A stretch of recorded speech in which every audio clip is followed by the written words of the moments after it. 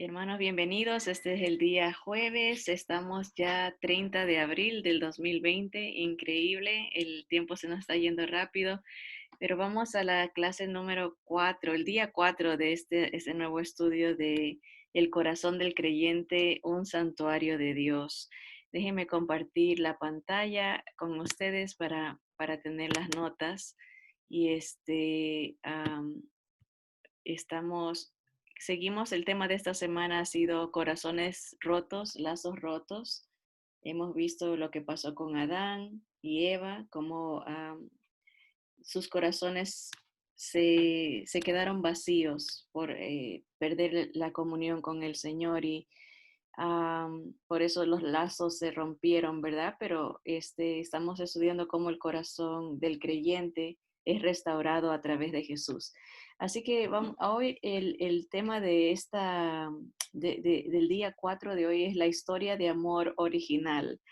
Y vamos a ver la historia de Abraham, el pacto que Dios hizo con él. Pues vamos a leer el tesoro de hoy que se encuentra en Génesis 22:2.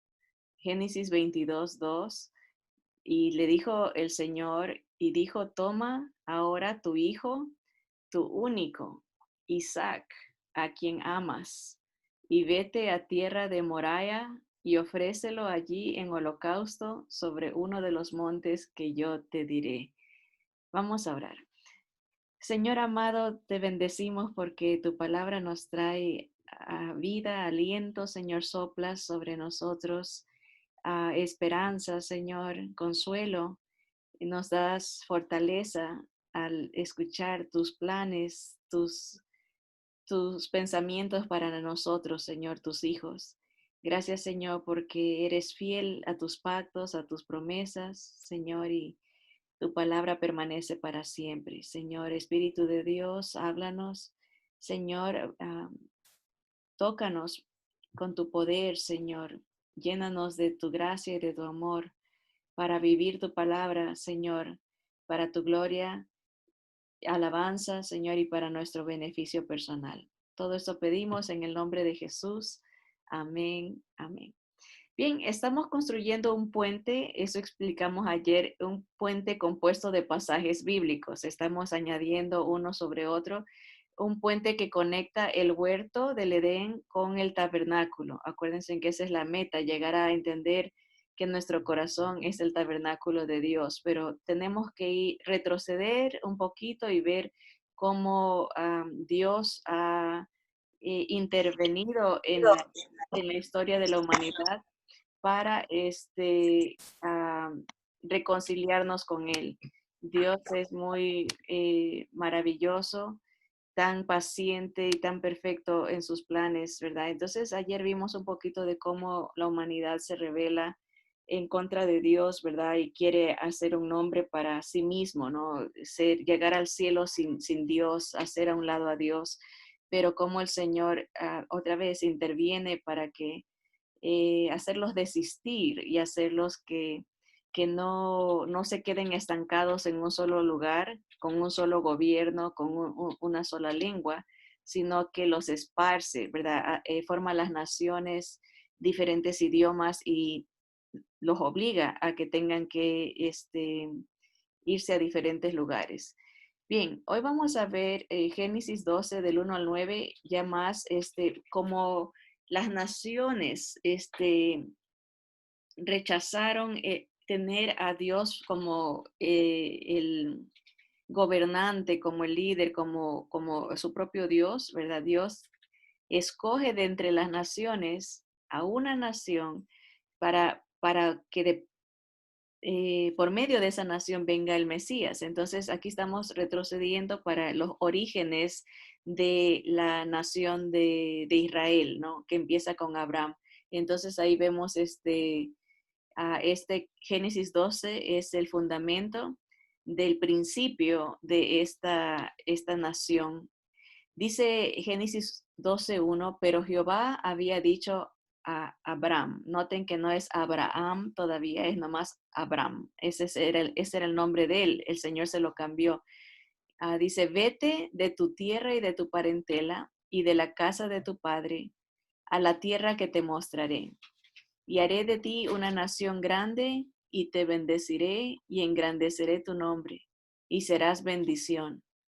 Bendeciré a los que te bendijeren, y a los que te maldijeren maldeciré, y serán benditas en ti todas las familias de la tierra. Esto vamos a subrayarlo porque ahí entramos nosotros.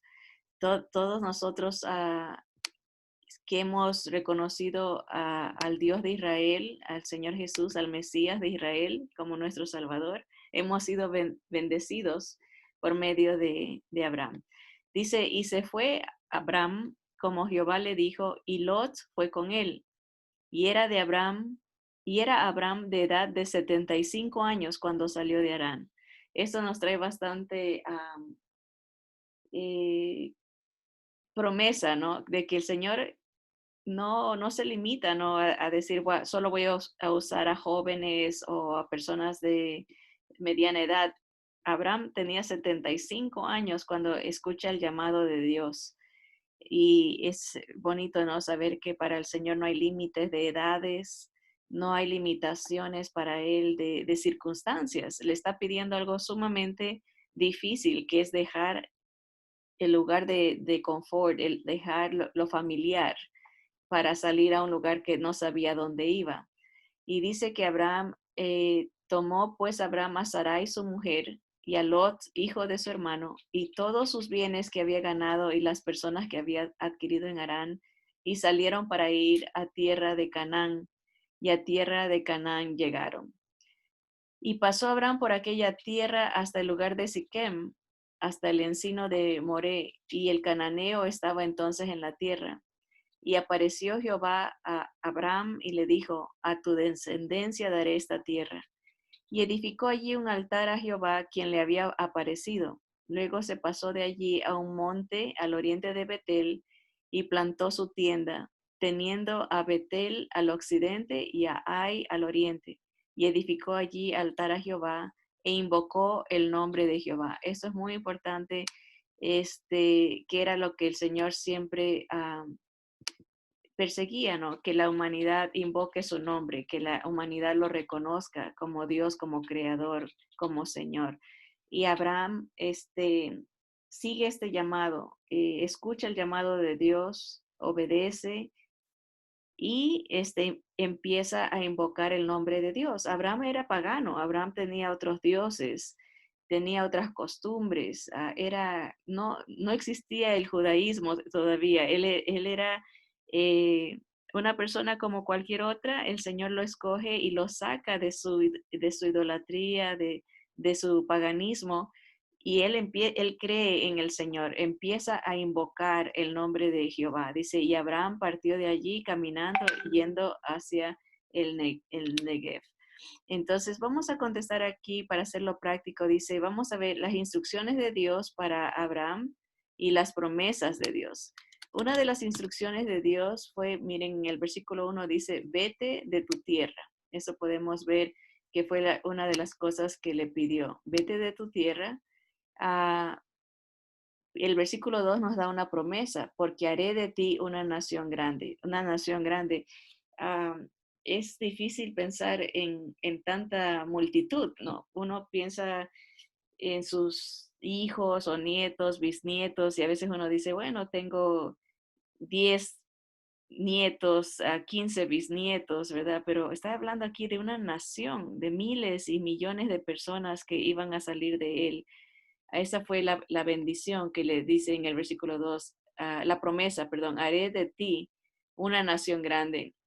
Otra instrucción, no solamente se tenía que ir de su tierra, pero se tenía que salir de su parentela. Eso podemos poner en la segunda línea, salirse de los familiares, desconectarse de sus familiares, que es algo difícil de hacer.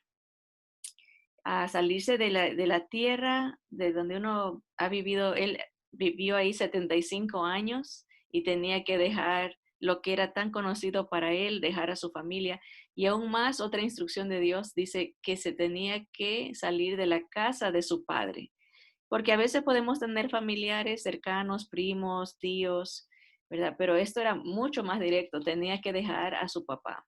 Entonces, esas eran las instrucciones, prácticamente 3 instrucciones. Deja tu tierra, deja tu parentela, deja la casa de tu padre, pero promesas son muchas más. Te voy a hacer nación grande, te bendeciré, engrandeceré tu nombre, ¿verdad? O sea, lo iba a exaltar. Algo, una promesa bonita que se me hace tan personal cuando si Dios le dice a uno, serás bendición. Qué bonito que uno le diga a alguien, tú eres bendición, eres, me has bendecido, ¿verdad? Eso es un regalo que Dios da. Siguen las bendiciones, las promesas de Dios. Dice, bendeciré a los que te bendijeren. O sea, el que tratara bien a Abraham, el que tratara bien a su descendencia, iba a recibir bendición de Dios. Pero al mismo tiempo, los que maldijeren a Abraham y a su descendencia iban a sufrir maldición. Esa es una promesa de Dios. O sea, Dios promete que el que bendice a la descendencia de Abraham va a recibir bendición. ¿Cómo puede uno bendecirlos? Orando por ellos, ¿verdad? Ellos van a sufrir mucho durante la gran tribulación. La gente que los bendiga con comida, con ropa, con agua, con cuidado, va a recibir bendición de Dios. Hasta el final de la humanidad se ve eso. Otra promesa que Dios le hace a Abraham es de que en él iban a ser benditas todas las familias de la tierra. Eso es algo tremendo, no solamente ser de bendición para una persona, pero que uno pueda bendecir a todas las familias de la tierra.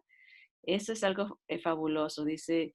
Y Abraham le hizo caso, eso es lo que hemos leído, ¿verdad? Se salió, dejó, se lleva todo lo que tiene, no sus propiedades, sus siervos, sus riquezas. Era un hombre estable y eso a veces es más difícil para alguien que tiene mucho, dejar todo atrás.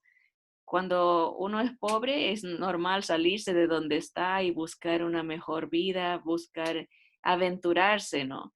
Pero para el que está bien, eso es algo muy difícil. ¿Por qué se va a ir si está bien? Tiene todo. Tenía riquezas, tenía siervos, pero él invoca el nombre del Señor. Así que vemos instrucciones como cosas que Dios le pidió a Abraham y promesas que le dio también. Gálatas 3, 8 y 9, el apóstol Pablo nos dice que la escritura previendo que Dios había de justificar por la fe a los gentiles, o sea, ahí ya nos incluye a nosotros. Acuérdense que Abraham iba a bendecir a todas las familias de la tierra. Dice que dio de antemano la buena nueva a Abraham. Dios le dio esta noticia a Abraham diciendo, en ti serán benditas todas las naciones. De modo que los de la fe son bendecidos con el creyente Abraham. Miren, hasta nosotros nos llega esta bendición. Los que hemos creído en Jesús, recibimos el cumplimiento de la promesa. En Gálatas 3, 8, 9 es la única vez que se usa la palabra pro-evangelizomai. Pro-evangelizomai. Pro quiere decir de antemano, pro antes. Y evangelizo es evangelizar. El resto es evangelizar. Evangelizar es predicar el evangelio. En la primera lección, en la introducción, básicamente nos hicieron preguntas, decía, ¿qué predicó Dios a Abraham? Y nos quedamos un poquito confundidas porque dijimos, ¿será que fue una mala traducción? Pero en verdad Gálatas nos explica que Dios le anunció a Abraham el Evangelio. Dios dice aquí como, otra vez, leamos Gálatas 3, 8 y 9, dice, y la escritura previendo, o sea, anticipando que Dios había de justificar por la fe a los gentiles, dio de antemano la buena nueva a Abraham. Esa dio de antemano, esa es la palabra pre-evangelizomai, que es la única vez en la que aparece en la Biblia, ese pre-evangelismo, diciendo, en ti serán benditas todas las naciones. Esas eran las buenas noticias que Dios le predicó a Abraham, que el evangelio. Dios fue el predicador, aquí vamos a aumentar una R, Abraham era la congregación y el mensaje era una profecía que aún no había sucedido. la buena noticia de la bendición de Dios sobre la humanidad. Miren, Abraham fue el primero que recibe el evangelio y lo cree. Por eso es que él actúa. Cuando alguien cree, acciona, ¿verdad? O sea, él creyó y se salió de su tierra, fue caminando hacia donde Dios lo llamaba, sin saber a dónde. Eso es fe, caminar sin saber, con pura confianza en Dios. Y eso por eso dice, Dios fue el predicador, Abraham era la congregación y el mensaje era una profecía que aún no había sucedido. La buena noticia de la bendición de Dios sobre la humanidad. En hebreo, la palabra bendecir que se utiliza en Génesis 12, que esa es la historia del llamamiento de Abraham. Génesis 12, esa palabra bendecir es la palabra Barak. Acuérdense del expresidente Barack Obama. Esa es él es nombre musulmán, pero en hebreo la misma pronunciación, nomás con una H, Barak, significa doblar rodilla o arrodillarse. Y había una estrecha relación entre arrodillarse y recibir una bendición. Eso cuando el Señor le dice, te voy a bendecir, en ti voy a bendecir, es como por lo que postras tu voluntad, por lo que inclinas tus, tu futuro, pones en mis manos, por lo que te estás arrodillando ante mí, recibes bendición. O sea, conecta la palabra bendecir con la palabra arrodillarse.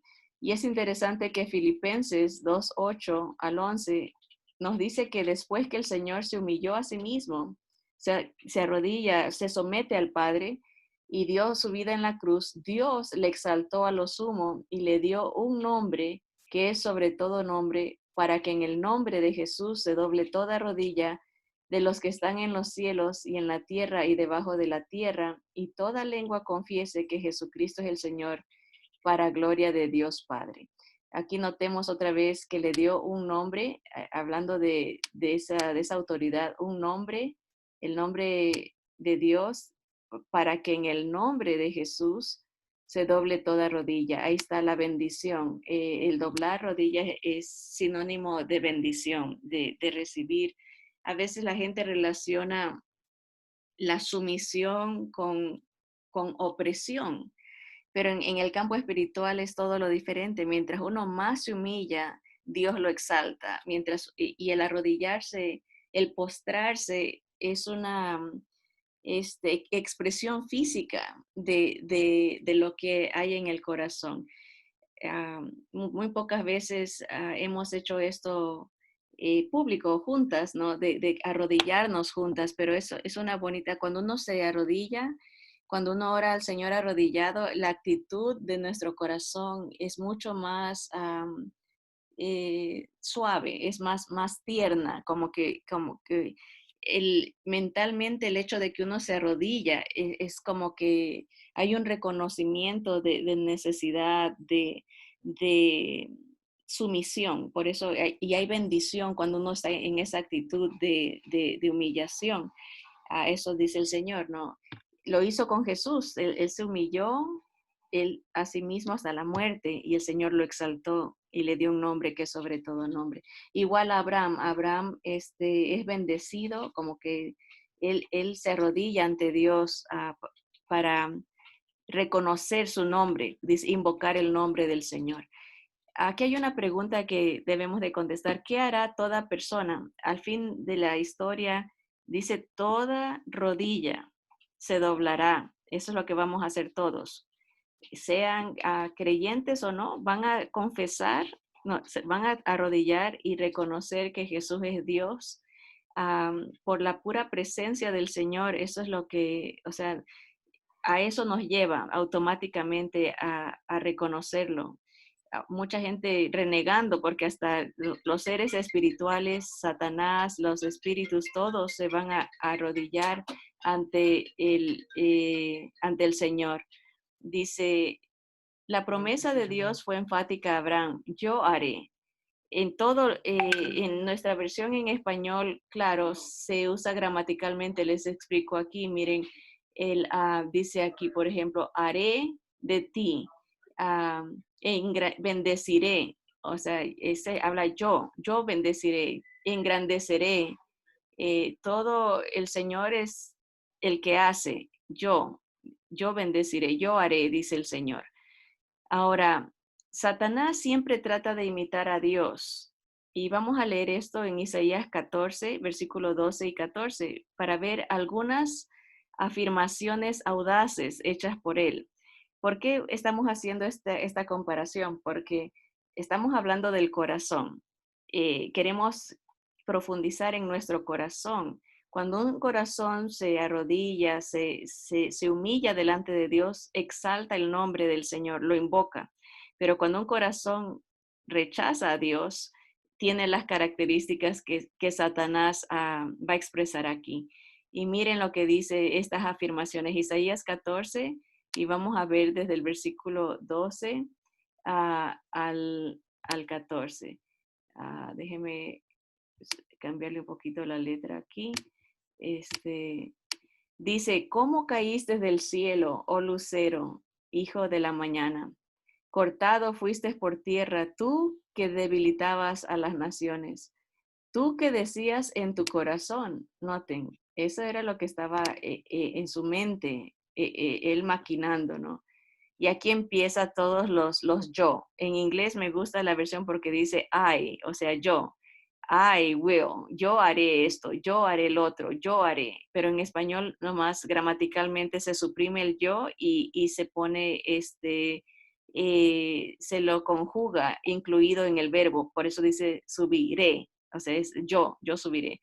Subiré al cielo. Esa era su primera afirmación, yo voy a subir, no necesito de Dios. Junto a las estrellas de Dios levantaré mi trono. Ese es otro, él quería ser rey. Y dice, y en el monte del testimonio me sentaré. O sea, él quiere establecer su ley. Él es el que quiere mandar a los lados del norte. Dice, sobre las alturas de las nubes subiré. O sea, quiere ser exaltado. Y aquí viene la máxima expresión de blasfemia, es seré semejante al Altísimo. O sea, él quiere ser el mismo Dios. Entonces vemos 1, 2, 3, 4, 5 afirmaciones que hace Satanás en su corazón. El yo voy a subir al cielo, yo voy a levantar el trono, es no necesito que nadie sea rey sobre mi vida, y yo me voy a sentar a dar las órdenes y voy a subir, o sea, me voy a exaltar, no necesito de nadie que me ayude porque yo seré igual que Dios. Entonces, ese fue el corazón del diablo. Y no es, entonces aquí podemos escribir después cuando impriman las hojas o pueden documentarlas para después pasar, ¿no? Esos son los cinco yo del diablo, ¿no? Y este es el evangelio profano de Satanás. O sea, Dios le dio a Abraham las buenas noticias de que él vendría a rescatar la humanidad, de que él era el Salvador, de que, hablando de Dios, Dios es el que provee, pero Satanás tiene un evangelio perverso, profano, que ha sido alterado, ¿no? Es algo contaminado. Este, eh, Déjenme darles la eh, definición exacta de la palabra profano. Es irrespeto hacia Dios y las cosas sagradas, es blasfemia, es no ser devoto a cosas santas, o sea, rebelarse prácticamente, ¿no? Y él quería ser Dios. Todos los pecados nacen de esas mismas palabras, yo haré. Mientras la obediencia se encuentra en lo opuesto, tú harás. Dios deseó desde el mismo principio bendecir a su pueblo. el evangelio de Satanás es desvirtuar la bendición de Dios, tentándonos a buscar y exigir que se haga nuestra voluntad. Ven a qué tan profundo, cómo nace en el corazón, cuando uno quiere imponer su voluntad, que se haga como yo digo, o me enojo si se hace diferente, quiero mandar a todos, quiero imponer mis reglas, porque eso decía Satanás, yo soy el que voy como dice aquí, me voy a sentar en el monte del testimonio, o sea, de donde se da la palabra, de donde se da las enseñanzas. Él quiere ser el, el admirado, el que digan, oh, él es el que sabe todo, él sabe más que Dios, él tiene la solución, ¿verdad? Y todos los pecados nacen del corazón, cuando el corazón empieza a tener esos pensamientos, ¿no? Yo puedo solo. Por eso decíamos el otro día que una prueba de que alguien es muy orgulloso es cuando no ora, porque cuando uno ora, especialmente desde la mañana, pidiéndole al Señor guía, pidiéndole al Señor sabiduría, dándole gracias por todas las bendiciones.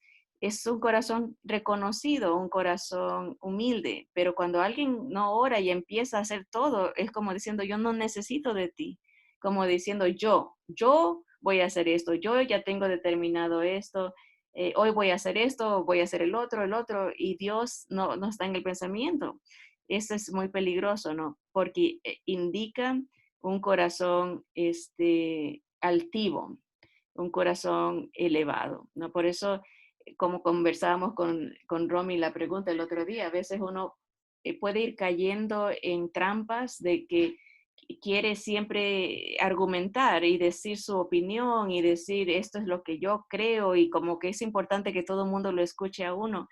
Llega un punto en que puede uno estar cayendo en esa trampa del yo, de que me tiene como que yo soy la única persona que sé, yo soy, que es importantísimo que la gente sepa lo que yo opino, ¿no? Y a veces uno tiene que reconocer y decir, ¿sabes qué? Mejor voy a ir retrocediendo y dejar que, que, que Dios hable. Por ejemplo, usar versículos de la palabra, usar no tanto mis opiniones, sino lo que Dios dice. Porque en opiniones todos podemos diferir, como dice aquí, y el evangelio profano de Satanás, me llamó la atención esa palabra que usa, por aquí está, que él hace eh, desvirtuar, o sea, trata de hacerlo para un lado, ¿no? Como quitar la atención de lo importante, ¿no? Ah, sigamos, dice, en Génesis 15 encontramos un capítulo de fundamental importancia para el puente que estamos construyendo. Génesis 15 del 17 al 18 dice, y sucedió que puesto el sol y ya oscurecido, se veía un horno humeando y una antorcha de fuego que pasaba por entre los animales divididos. En aquel día hizo Jehová un pacto con Abraham, diciendo, a tu descendencia daré esta tierra, desde el río de Egipto hasta el río grande, el río Éufrates. La palabra hebrea que se traduce como pacto es berit, un convenio, un tratado o alianza que se hace efectivo pasando entre trozos de carne o partes cortadas de otra víctima. O sea, estamos hablando, regresamos a la idea del pacto, la promesa que hizo Dios con Abraham. Y esa promesa se firma, por decirlo así, se efectúa, se completa cuando se parten unos animales por la mitad y Dios se pasea en medio de ese pacto, ¿verdad? Ahí dice, miren, como una antorcha, se veía un humo, Dios bajó en fuego y dice, y como una antorcha de fuego que pasaba por entre los animales divididos. En aquel día hizo Jehová un pacto con Abraham. Ese fue la indicación del pacto, ¿no? Ver el fuego de Dios ver la presencia de Dios, o sea, su espíritu ahí. Dice que fue esa palabra pacto. Dios hizo un pacto con Abraham. Es la palabra un convenio, un tratado o una alianza. Una alianza, pero que se hace efectiva, como dice ahí, con animales partidos por la mitad. Tenía que haber trozos de carne o partes cortadas de otra víctima para poder confirmar el pacto. ¿Cómo se nos describe la presencia de Dios en el versículo 17? En el versículo 17 nos dice que como una antorcha de fuego, ah, se movía, ¿no? Ahí entre el sacrificio, esa antorcha de fuego. Así se presentó, se reveló la presencia de Dios a Abraham. Con el pueblo de Israel también más adelante, cuando iban por el desierto, una columna de fuego, la presencia de Dios se manifestaba así. Con la iglesia primitiva, cuando el Espíritu Santo baja, se manifiesta como lenguas de fuego. Así que vemos esa característica. Bueno, vamos a leer ahora déjenme otra vez entrar en el versículo Génesis 15, perdón, vámonos a Jeremías, capítulo 34, para explicar el concepto detrás de esto del pacto. Jeremías 34, 16 al 18 explica la idea básica detrás del concepto de pasar entre las partes. ¿Se acuerdan de los animales partidos? Partes vamos a agregar aquí de los animales sacrificados. Entonces dicen, los que violaban este pacto eran como los animales cortados por la mitad, o sea, tenían que morir. En otras palabras, cuando cortaban el pacto, lo garantizaban con sus propias vidas. Por ello, cuando Dios mismo representó el ritual, lo garantizó con su propia vida. ¿Se acuerdan que el Señor mismo dijo, este es el nuevo pacto en mi sangre que por vosotros es partido? El Señor era mutilado, era golpeado, iba a sufrir como esa oveja, como ese cordero perfecto, ¿verdad? Era todo en representación del pacto, porque tenía que haber alguien, una víctima inocente que era partida por la mitad. El que rompía el pacto, el que cortaba el pacto, sufría pérdida porque era garantizado con su propia vida. Esa es la idea. Miren lo que dice Jeremías 34, 16 al 18. Dice, pero os habéis vuelto y profanado mi nombre. Eso le está recriminando el Señor a Israel. Noten otra vez, todo tiene que ver con el nombre de Dios. Han rechazado mi autoridad. El nombre siempre representa el señorío. Por eso dice, todo aquel que invocare en el nombre del Señor representa la autoridad de Dios, representa el señorío de Dios. Por eso dice, has profanado mi reinado, mi señorío sobre ti, y habéis vuelto a tomar cada uno a su siervo y cada uno a su sierva, que habéis dejado libres a su voluntad, y los habéis sujetado para que sean siervos y siervas. Es un caso interesante que Dios había ordenado que se liberte a todos, y el pueblo de Israel lo hizo, pero después se arrepintieron y empezaron a regresarlos a la esclavitud. Dice, por tanto, así ha dicho Jehová, vosotros no me habéis oído para promulgar cada uno libertad a su hermano y cada uno a su compañero. He aquí que yo promulgo libertad, dice Jehová, a la espada y a la pestilencia y al hambre. O sea, así como ustedes no han querido libertar, ahora yo voy a soltar, pero voy a soltar el sufrimiento, voy a dejar que venga el castigo. ¿Y cuál era ese castigo? Hambre, o sea, espada era guerra, pestilencia y hambre, ¿verdad? Siempre ese es el orden normalmente del sufrimiento. Es la guerra y vienen las pestilencias y viene el hambre. Dice, y os pondré por afrenta ante todos los reinos de la tierra y entregaré a los hombres que traspasaron mi pacto, que no han llevado a efecto las palabras del pacto que celebraron en mi presencia, dividiendo en dos partes el becerro y pasando por medio de ellas. O sea, ese era el ritual, ¿no? De que se tenía que partir la víctima y el Señor les dice, ¿no? Ustedes no han guardado el pacto que celebraron en mi presencia, y dividiendo en dos partes el becerro y pasando por medio de ellas. O sea, ese era el ritual completo, ¿verdad? Así que vemos un poquito en la historia de Israel cómo el Señor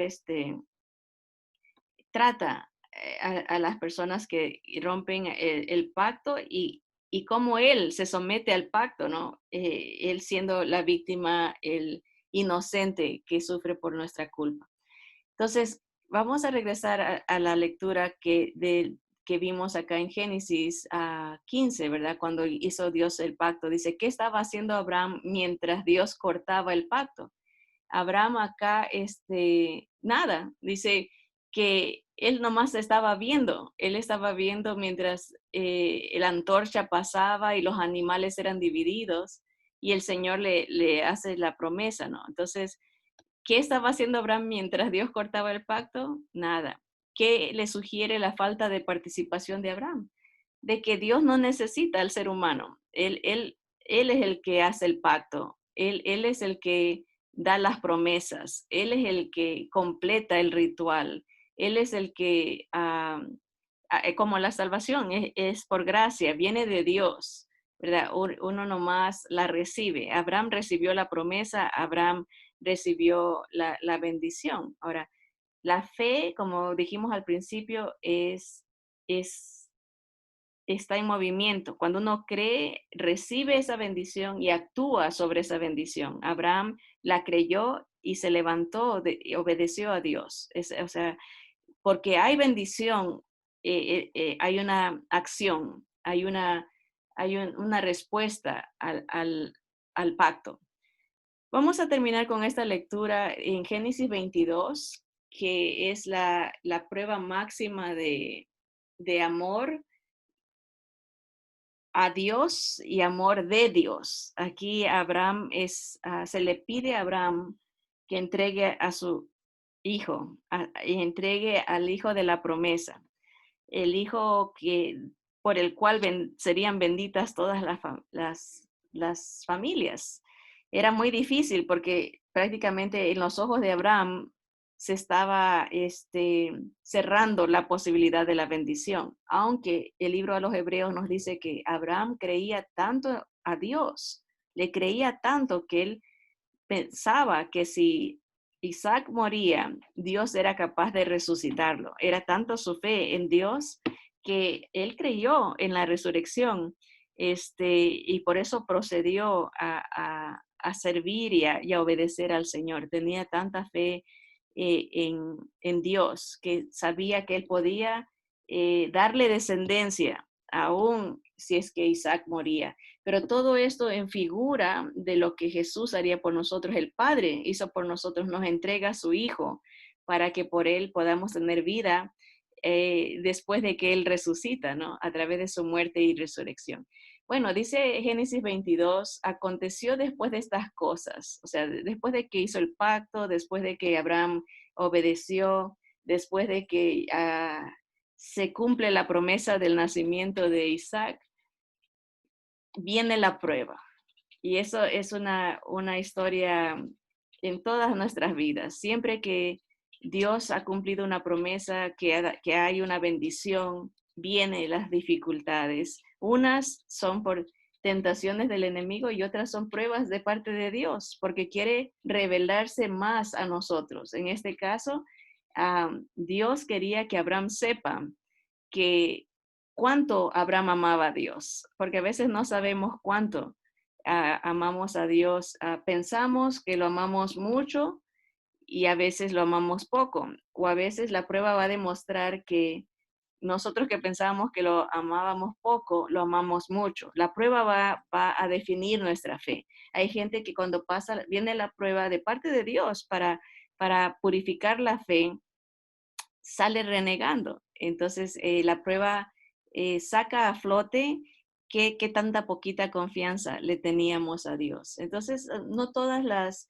es diferente prueba y es a la palabra tentación. Las pruebas, el Señor las usa para purificar nuestra fe. Y eso hizo con Abraham. Aconteció después de estas cosas que probó Dios a Abraham y le dijo, Abraham, noten ya es el nuevo nombre que quiere decir padre de muchos, Abraham. Y él respondió, heme aquí, y dijo, toma ahora tu hijo, tu único, Isaac, a quien amas, y vete a tierra de Moriah, o Moría, y dice, y ofrécelo allí en holocausto sobre uno de los montes que yo te diré. Y Abraham se levantó muy de mañana y enalbardó su asno y tomó consigo 2 siervos suyos y a Isaac su hijo y cortó leña para el holocausto y se levantó y fue al lugar que Dios le dijo. Todo, creo que más adelantito nos va a decir de cuántos días él iba caminando, seguramente pensando, conversando con su hijo. Y a veces pensamos que Isaac era un niño o un jovencito. La historia lo pone en una edad de 30 a 33 años, la edad de nuestro Señor Jesús. Era un joven, era un joven adulto y sometido a su padre también. Dice, y fue al lugar que Dios le dijo, versículo 4, al tercer día alzó Abraham sus ojos y vio el lugar de lejos. Imagínense qué tanto pasaría por su mente, Señor, ¿por qué mi hijo? Señor, pero seguía caminando, a pesar de que era muy doloroso para él lo que Dios le estaba pidiendo, pero seguía caminando hasta que llegó al lugar.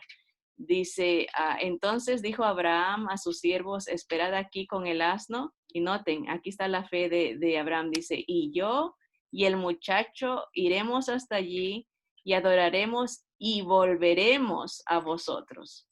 Él por fe está diciendo, yo no sé cómo voy a regresar con él, si lo voy a ofrecer en sacrificio, pero de alguna manera Dios va a hacer que yo regrese con él. Dice, y tomó Abraham la leña del holocausto y la puso sobre Isaac su hijo.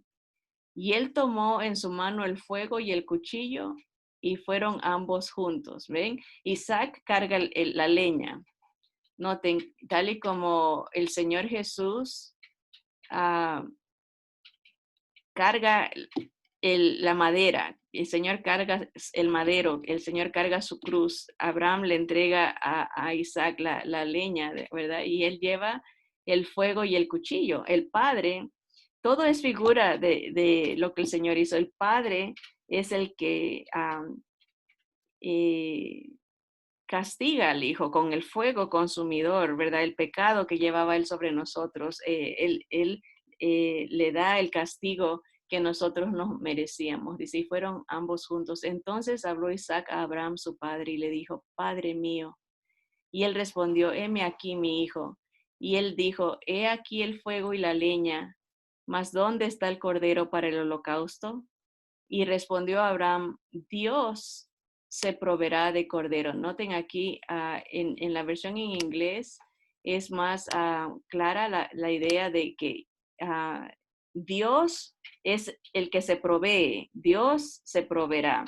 Himself, dice en inglés, él mismo se va a proveer de cordero. Dios proveyó a su hijo el cordero, él mismo entregó su vida. Esa es la idea, de que nadie le quitó la vida a él la dio en rescate por muchos. Dios se proveerá de cordero para el holocausto, hijo mío. E iban juntos. Y cuando llegaron al lugar que Dios le había dicho, edificó allí Abraham un altar y compuso la leña y ató a Isaac su hijo y lo puso en el altar sobre la leña.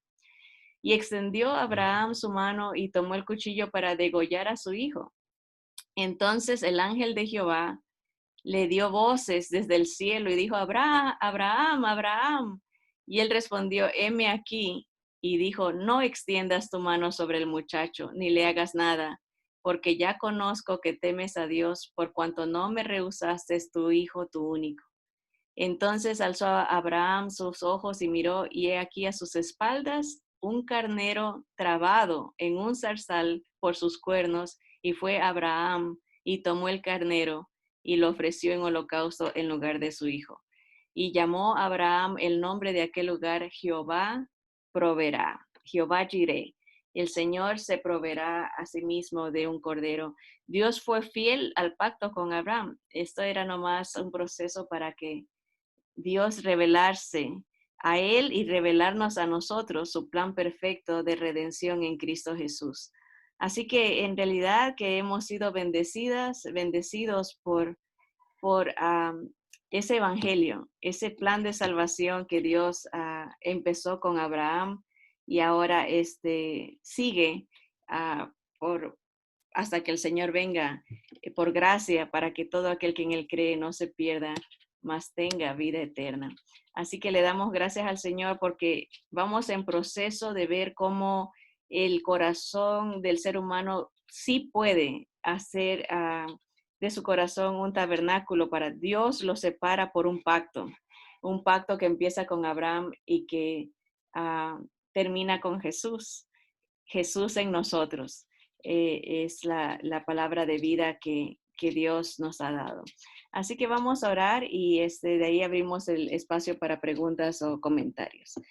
Señor amado, bendito sea tu nombre, te damos gracias porque a través de la historia, Señor, tú has hecho todo lo posible por redimirnos, perdonarnos, alcanzarnos, Señor. Gracias porque en medio de tanto rechazo, Señor, tú escoges a tus siervos para que por medio de sus vidas, Señor, podamos ver a Jesús, tu plan perfecto de amor, el amor perfecto de entrega, de sacrificio, de perdón, de restauración, de inclusión, Señor, porque en ti somos benditos, somos bendecidos a todos los que venimos ante tu presencia reconociéndote como Señor, como el Rey de Reyes, como el Mesías eterno prometido.